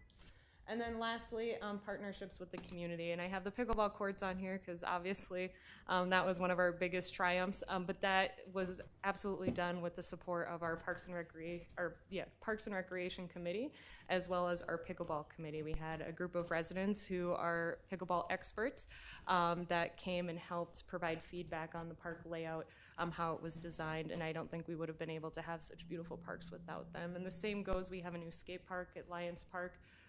And that was done the same way, partnering with our residents who are experts in those type of amenities and that type of sport to give us a new, fresh look at some of our equipment, how it's laid out, and just really making it better for the community today. So with that, Mayor, Council, I'll stand for any questions. Council, questions about Park and Rec? You're off the hook. Thank you. Thank you. Mr. Shoger, patiently waiting. Well, and I'm going to go very quick because I think we're getting close to time, I'd imagine. Good evening, Mayor and Council. Thank you for having us tonight. Our department is made up of 12 full-time staff, including myself, and 5 seasonal staff this year. We provide services including parks maintenance and 32 passive and active parks, 18 playgrounds, 52 miles of streets, 56 miles of sewer pipe and water pipe, and 35 miles of trails. So lots to take care of. Budget pressures. We have, as mentioned by many others, the same kind of pressures with increased costs across all areas, but we have ongoing street maintenance as our roads have been maintained over the last 20 years. As Kara had mentioned, they continue to get older and they always do continue to require some maintenance. So there's a lot of costs going with that, whether it's mill and overlays or crack sealing or street reconstructions. Those things are impressively expensive on their own, but increasingly more every year. So we always have increased maintenance. As we continue to grow as a community, we continue to add infrastructure, whether it's new streets or new storm sewers, sidewalks, parks, trails, all of those things. We're continuing to grow. So those increased growths require more staff and increased maintenance materials, including equipment to go along with it. So we are continuing to grow. We have maybe not grown as quickly as our city has, but we're doing our best as a public works department. Another big pressure that we've got is adding infrastructure. So we've got some water treatment needs that are going to be coming down the way. We're going to be needing an added water storage. We're going to be needing increases and improvements to our facilities for storage of our equipment and our people. And these things are just expensive. So they are included in our CIP moving forward, but you'll be seeing what they look like in the near future, I'd imagine. Some cost savings and efficiencies. This year we've been working really hard with conservation. Over the last 3 years now, this being our 3rd year of drought or near drought conditions, we've been working with our community to make sure that they're doing their best to be as conservative as we're able to allow them to be, as well as ourselves in the city. So we've been monitoring, managing, and maintaining our water output as best as possible, and we've actually seen some really neat things here happen. This graph is kind of hard to read possibly, but what it's showing is year over year, this year over last, we've continued to grow as a community with a huge amount of growth with increased residents and homes, but not a huge amount of growth in water usage. So the correlation may not be super easy to identify because weather patterns are really what dictated, but I think that I would agree anyway, that our weather has been at least as dry this year as it was last year, and I would have expected to see our water usage go up beyond where it has. So it's actually gone down this year a little bit over last. So that's a good thing. So that means that the work that we're doing to help provide our community with the resources that they need to understand the importance of conservation have not gone unheard. So I'm really proud for that.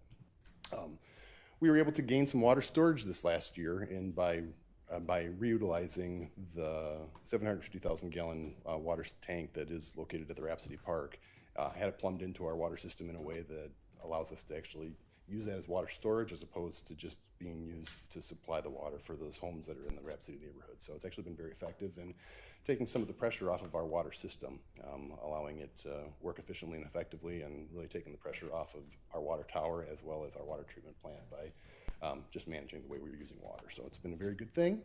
And then equipment maintenance is listed here as well, in that we've got an employee who is very skilled with working on engines, and we've been able to bring a lot of the work that we have used in the past through other vendors in-house, and we're able to do much more of our maintenance this year on our aging fleet, especially the small equipment, mowers and things like that in-house. So it's been a really good benefit to us as a city to have that. So department spotlights, I'm going to include a couple things here. This year we've definitely taken a proactive approach at increasing the maintenance and the usability of our park systems. So we've added staff to our parks department and have made a concerted effort in trying to improve the quality of the play. So one of those things is here listed as the Poppets Field fence. It was something that came up without, there wasn't a whole lot of preemptive knowledge known about the quality, the condition of that fence, and it was dropped on us last year that it needed to be repaired and replaced. So we worked really hard as a staff to pull together, find a way to replace and get that fence repainted in-house. So that was a really big deal for us. One of the cool things that we've also done this year is we brought on a parks lead position for our maintenance team. So one of our public works employees, Randy Herzog, has taken over as that lead position, and that's really helped guide and direct that workflow within our parks system and our parks maintenance system. So we're very proud of him. Another big thing that we had this year was Brady Lee. He's our utility superintendent, achieved his Class B water license. So Class B water license is above that what is even necessary to run our plant here in the city of Victoria. Our classes of we actually have a Class C water plant, so that would only indicate that he might need to have a Class C water license. However, preparing for our future water systems and any water treatment plants and or an increase in population over 15,000 would require that Class B water license. So we are well situated to have that covered. So I'm very proud of Brady for that as well. It's a big test and a difficult thing to achieve. And the last thing is listed is just our 5 seasonal employees. All of our neighboring communities had a very difficult time this last year, actually the last 2 years, recruiting employees for other seasonal positions, and we brought back 4 or 5 from last year. So we had plenty of guys that came back, and they're clamoring to get a position back with us again this year. They've all indicated they'd be likely to come back again next year, so we're very happy for that, but they were really a great addition to our team, and we're very happy for that. So we're hopeful that, again, next year we'll have similar conditions. With that, I will stand for any questions. Council, questions?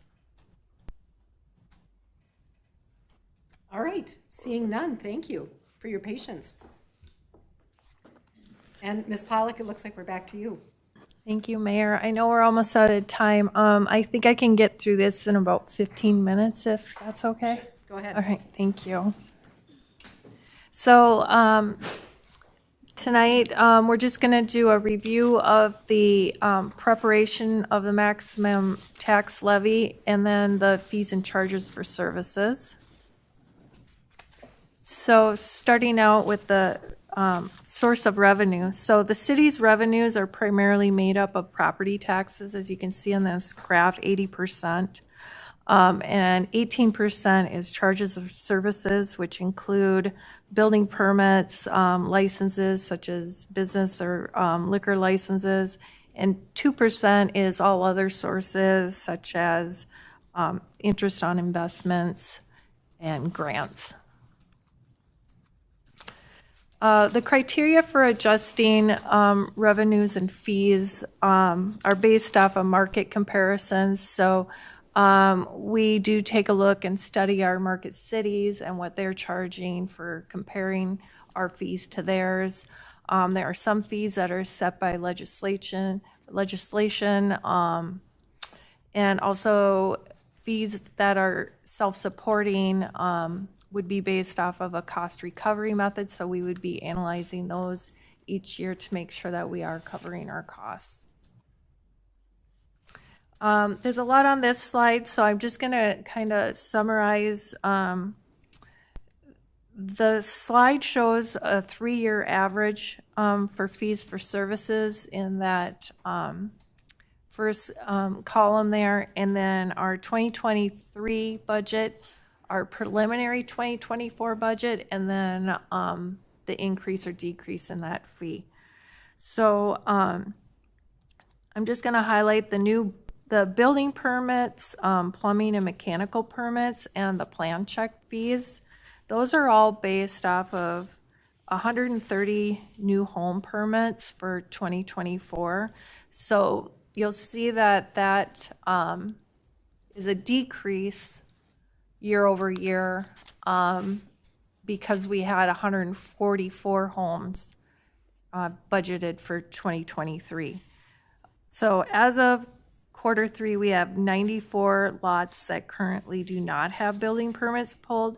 So that includes the most recent developments like Marsh Hollow, Hunters Brook, Brookmore, Madeline Trail, and the shores of Marsh Lake.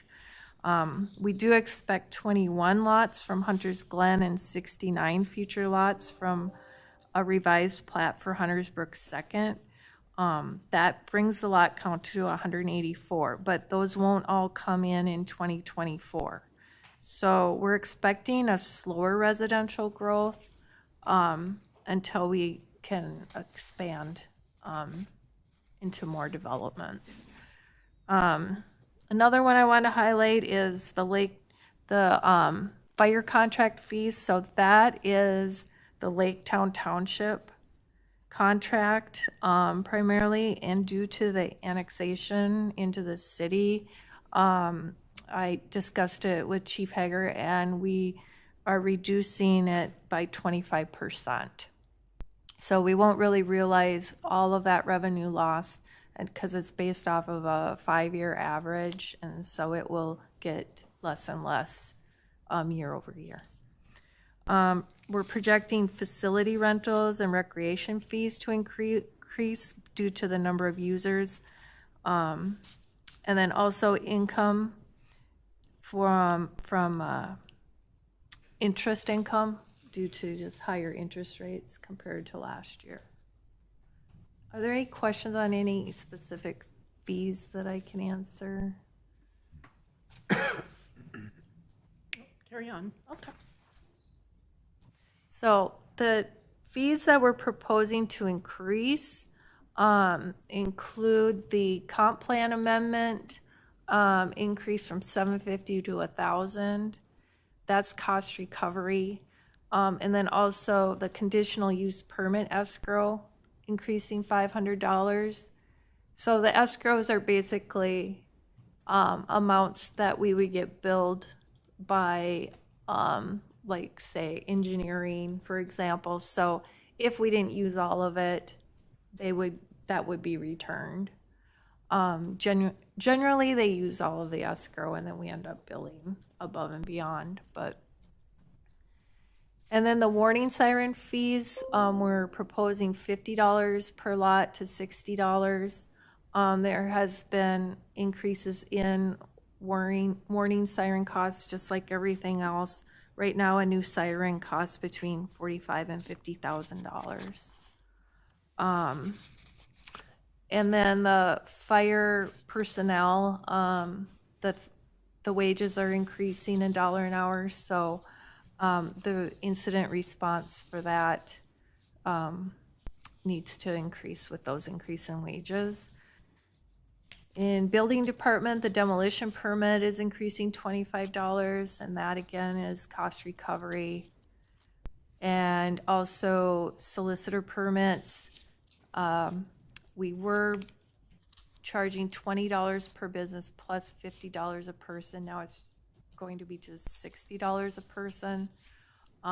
It takes Claudia about 30 minutes to review each solicitor, so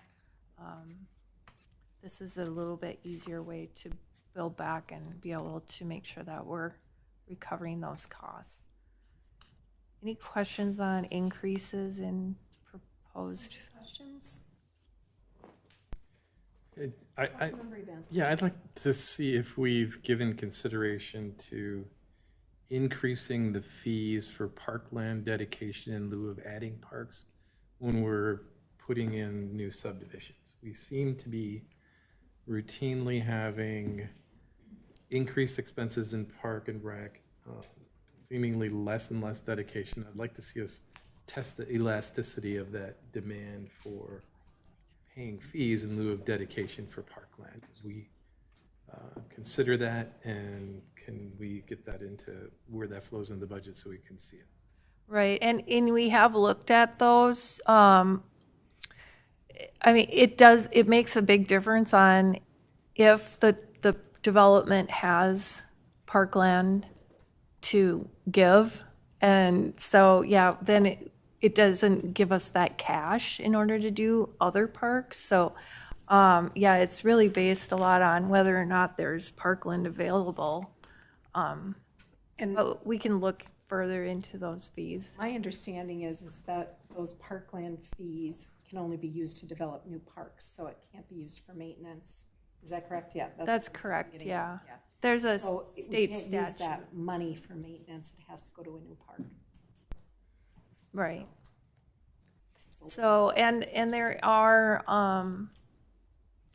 it does get a little bit kind of hard, because we did have those parkland dedication fees with the building permits some years ago, but then there were some new laws that came in effect that didn't allow cities to charge for certain fees like that. So we had to take that out of our fees. So we're kind of restricted on what we can. And then once we do collect the fee, we're restricted on what we can use it for.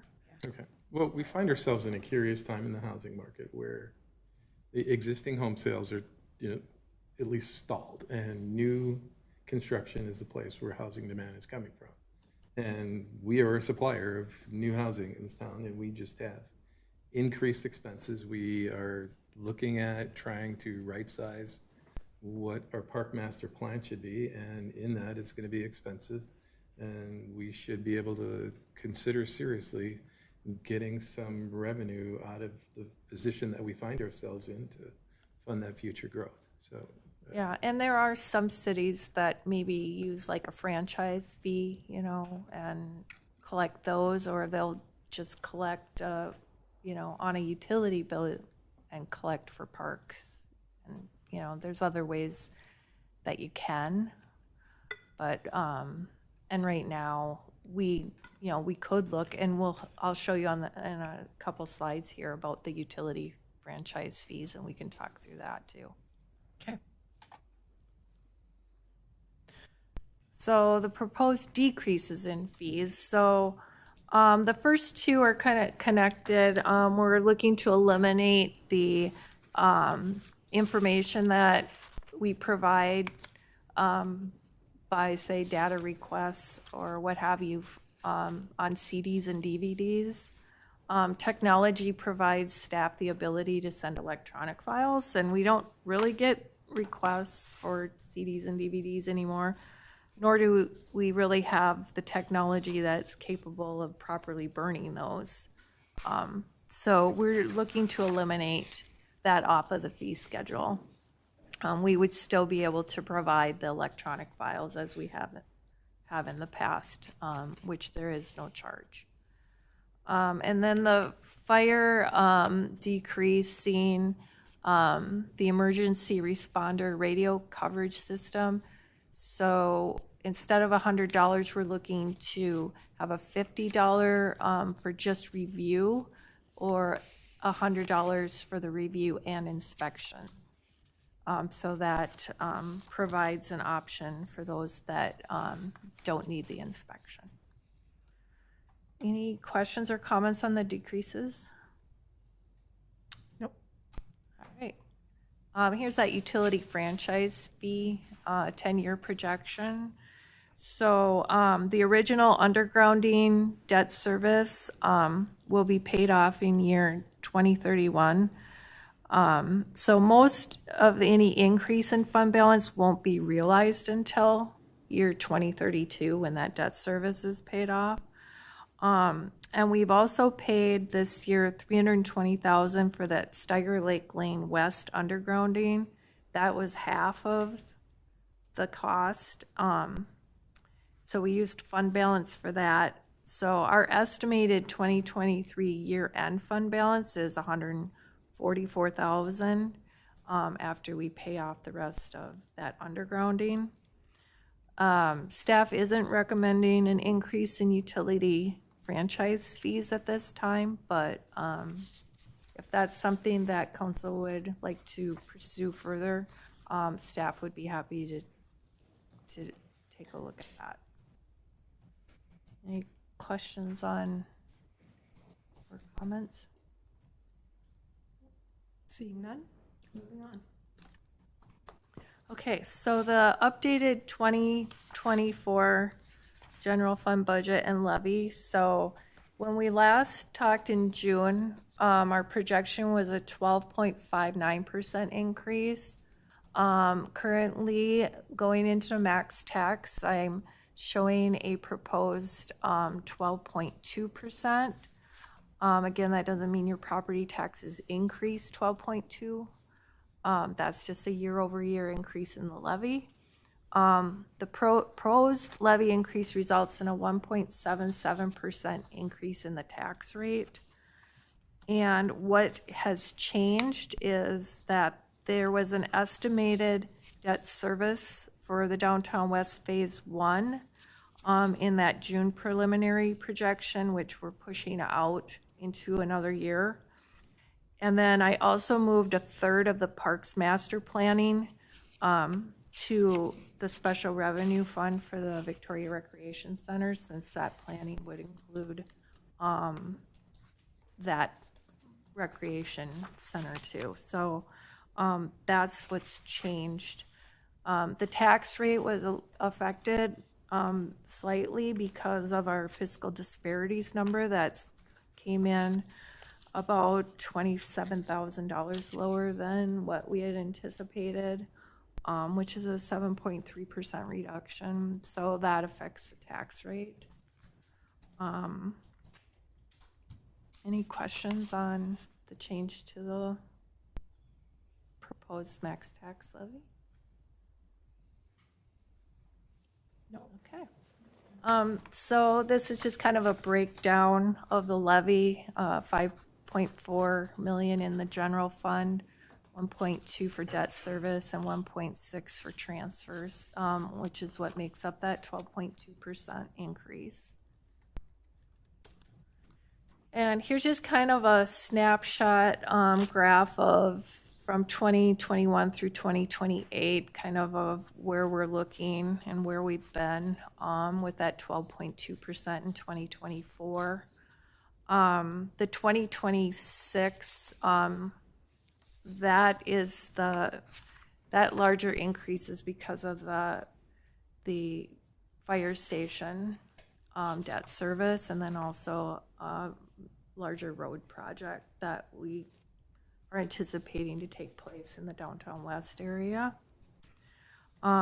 Those numbers are very preliminary, so we'll continue to work and hopefully be able to kind of maybe even that out a little bit, but we'll see as we get kind of closer to the end of this year.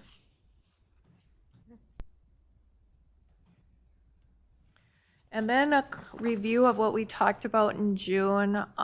So for the compost site, staff spent some time evaluating options, and we looked at adding barriers, staffing the site daily or on weekends or for special events. And we also looked at putting cameras and other technology out there or adding gates. Ultimately, we concluded that none of the options are really ideal.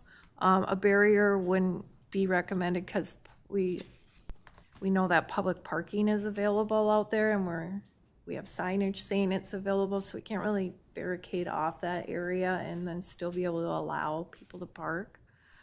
And putting other technology out there would be pretty expensive, and the site is really meant to be short-term for the use of that compost site. So the only other changes we could probably make is to either just make it a seasonal event and staff it, which I believe we could reduce the cost by about $8,000, or if we eliminated the compost site completely, we could reduce it by $20,000 approximately. So any comments on the compost site?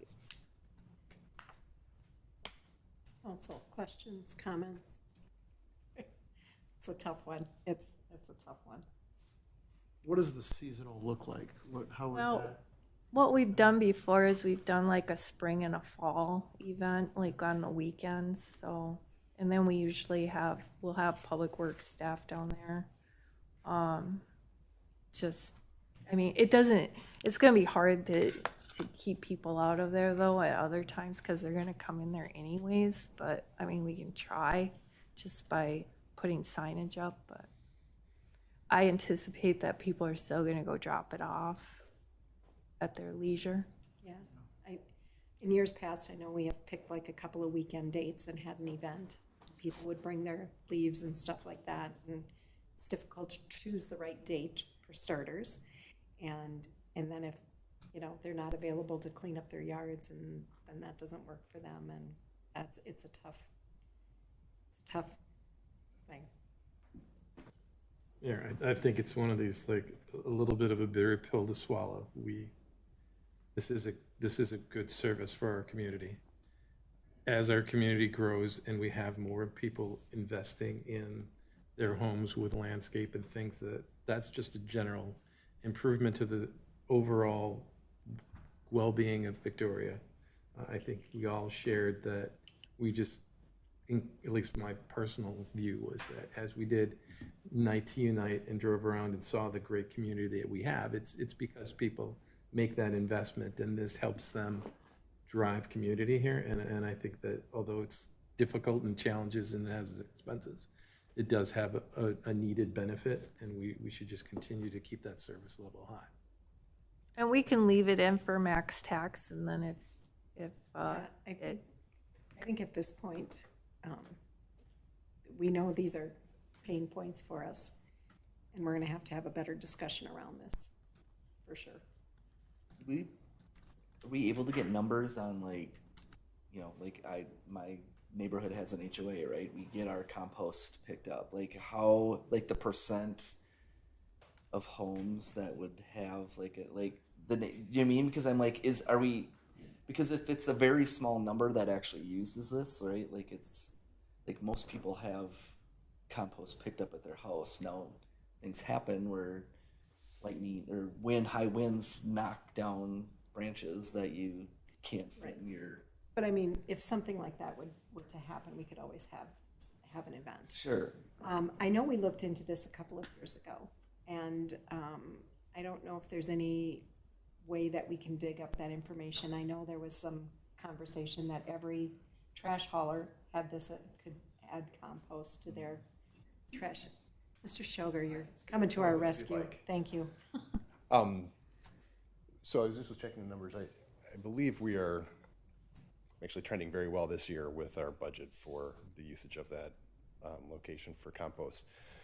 We do certainly have problems that Trish was mentioning with getting compliance with our residents to, one, make sure that they're only dropping off what's supposed to be there, and two, that it isn't any contractors and things like that. We've added signage, we've added, the ability for our staff to make sure that we're kind of watching it and kind of directing people as we've seen that if they're misusing the area. As a resident of the community and person with neighbors, I know that they all very much appreciate and enjoy and do expect that it is there and are happy that it is there anyway.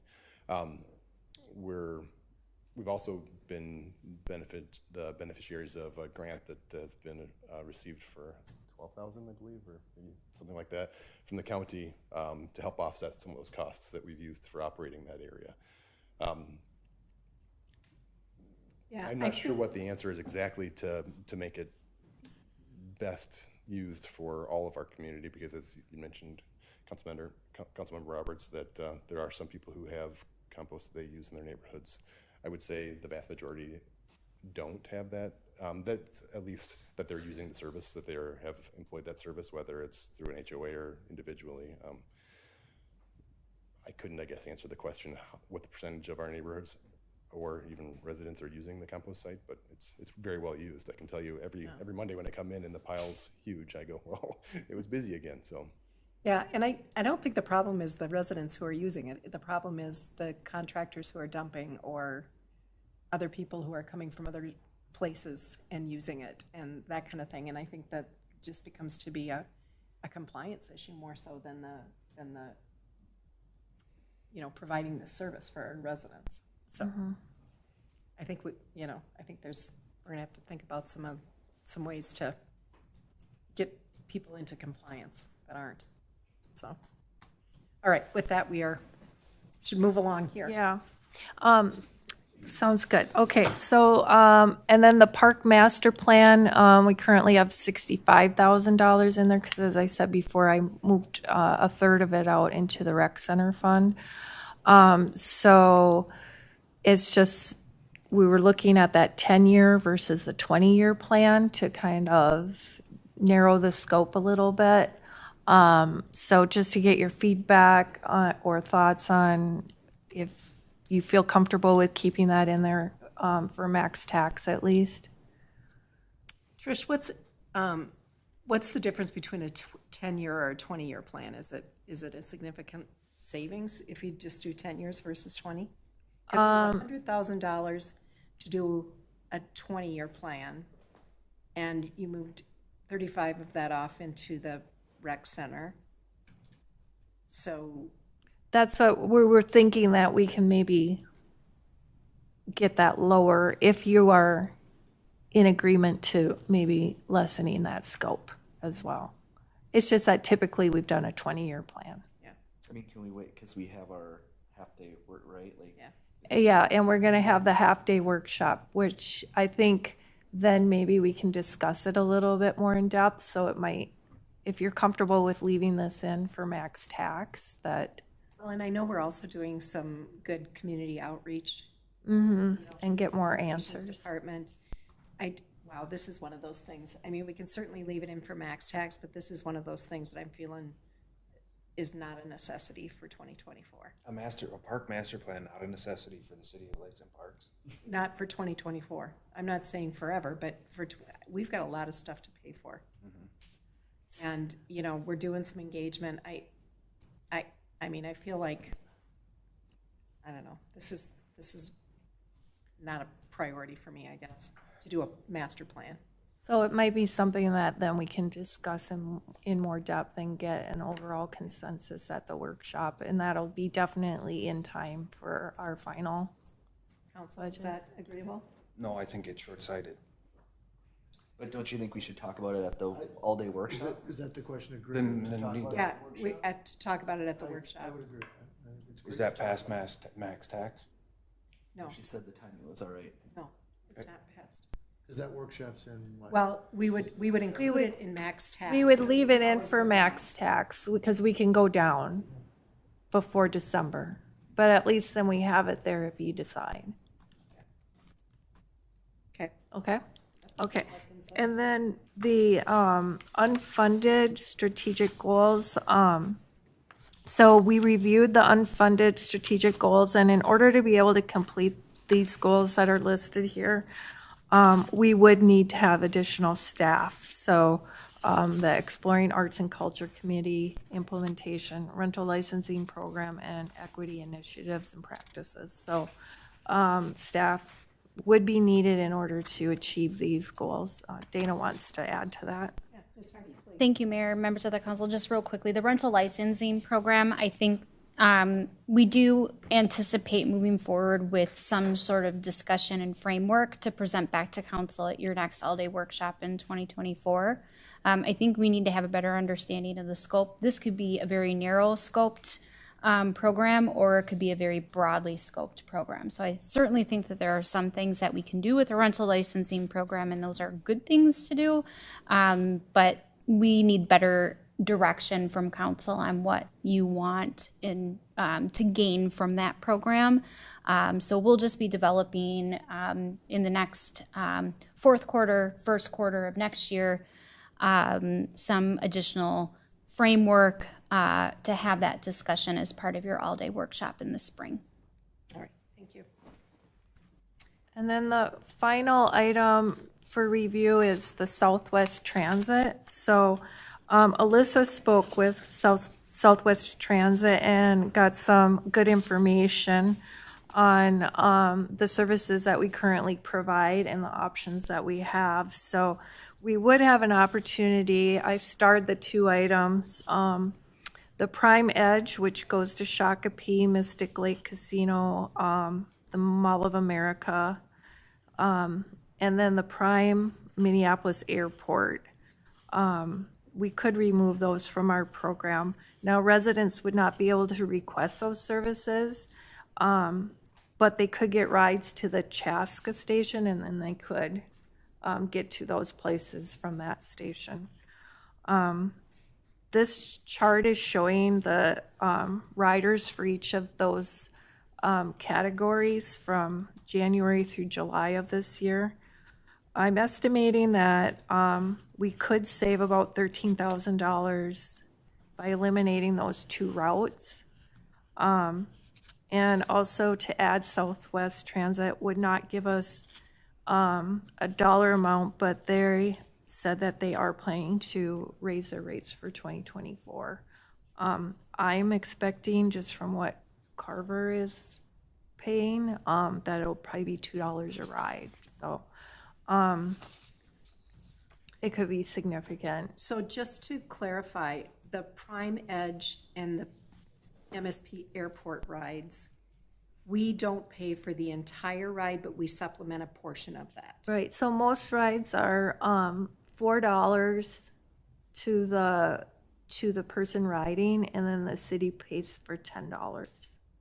So we're supplementing. So these rides would still be available to our residents. They just wouldn't be supplemented by our. No, the Prime Edge and the Minneapolis Airport, they would not be able to ride directly to those places from Victoria, but they could go to the Chaska transit station using like the Southwest Prime, the first line there.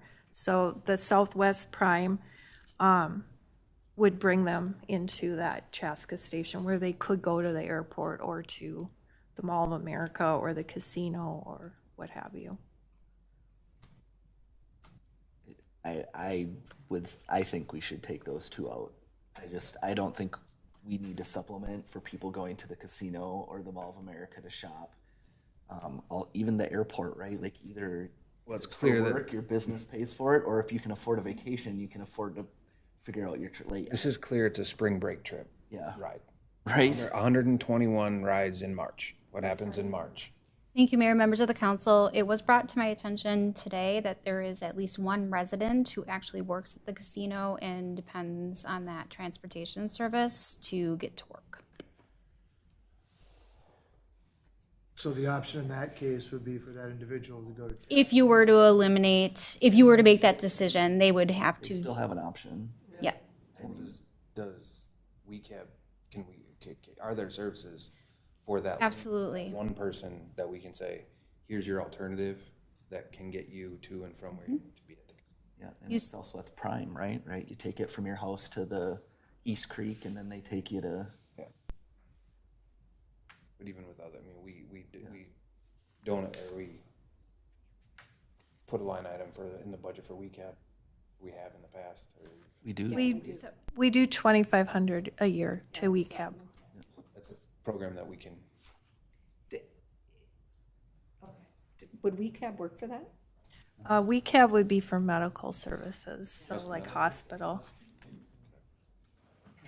Yeah. Yeah, Ms. Mayor, Swanson, members please. of the council. For WeCab services, they have a very specific service area similar to Southwest Transit. They would not be able to provide any residents to as far as the casino. They're really specific for this Southwest area, covering Waconia, Victoria, Chanhassen, Chaska, St. Bonifacius, Minnetrista areas. So just to help answer Is that. there one piece. that would replace or could help that particular individual? Not within our current district, no. There are other opportunities outside of our district. We've had conversations with Met Council. They also have a transportation service similar to Southwest, but they do not cover Victoria this far out, so. Okay. So I'm hearing consensus around eliminating the Edge and the airport service. I'm seeing consensus on that, looks like. It's there, yeah. Then I will make an adjustment before max tax for that. Thank you.